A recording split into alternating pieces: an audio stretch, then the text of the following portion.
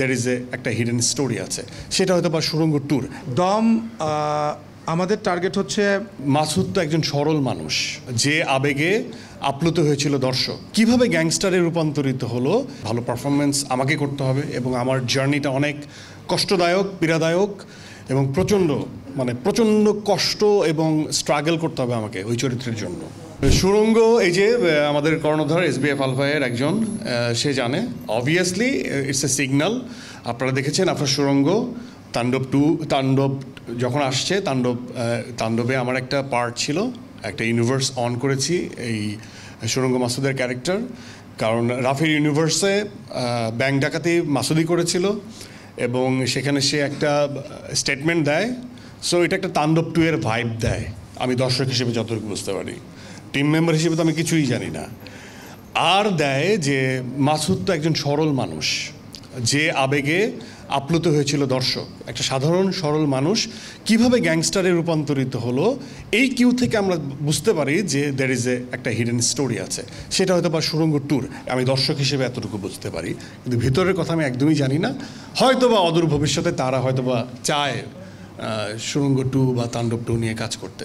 রেদন রনির অনেকদিন পর কামব্যাক, খুবই ভালো একটা ছেলে, খুব ভালো ডেডিকেটেড, গল্প নিয়ে প্রচণ্ড ভাবছে, অনেক দিন ধরে লিখছে। And this গনা B the first survival story যদি বলি বাংলাদেশের ফিল্মে, এটাই প্রথম।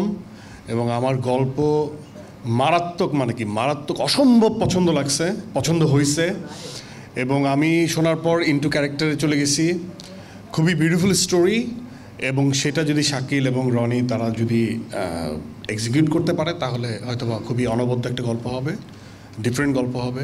ভালো পারফর্মারদের লাগবে, ভালো পারফরমেন্স আমাকে করতে হবে এবং আমার জার্নিটা অনেক কষ্টদায়ক, পীড়াদায়ক এবং প্রচণ্ড কষ্ট এবং স্ট্রাগল করতে হবে আমাকে ওই চরিত্রের জন্য।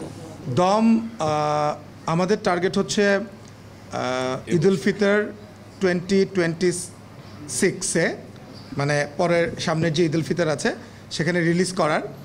সো আমরা এন্ড অফ অক্টোবর আমরা শ্যুটে চলে যাওয়ার প্ল্যান আছে। অলরেডি প্রিলিমিনারি অন্যান্য যে রেকি এবং অন্যান্য বিষয়গুলো, ওই কাজগুলো তো শুরু হয়ে যাচ্ছে ইন আ উইক। কাস্টিংয়ে আফরান নিশো আছে, তারপর চঞ্চল প্রোটাগনিস্ট হিসেবে আছে আফরান নিশো, যে আমাদের মূল চরিত্র। তারপর অসাধারণ একটা ক্যারেক্টারে রয়েছে চঞ্চল চৌধুরী।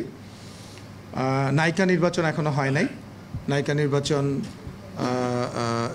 যদিও এটার যে গল্প নিশো যেটা বললো, সার্ভাইভাল স্টোরি, বাংলাদেশে প্রথম। সো আসলে আমি বলবো নায়িকা না বলে আমি বলবো ফিমেল প্রোটাগনিস্ট যে আছে, ফিমেল লিড যে আছে, সেটা এখনও অডিশন চলছে। সেই অনুযায়ী, কারণ আমাদের ডিরেক্টর আসলে রেদওয়ান রনি ডিরেক্টর, তো ওনার তো ঠিকঠাক ক্যারেক্টারের সঙ্গে তো পছন্দ হতে হবে, সেইভাবে করে এক একটা ক্যারেক্টার সেট হচ্ছে এখন।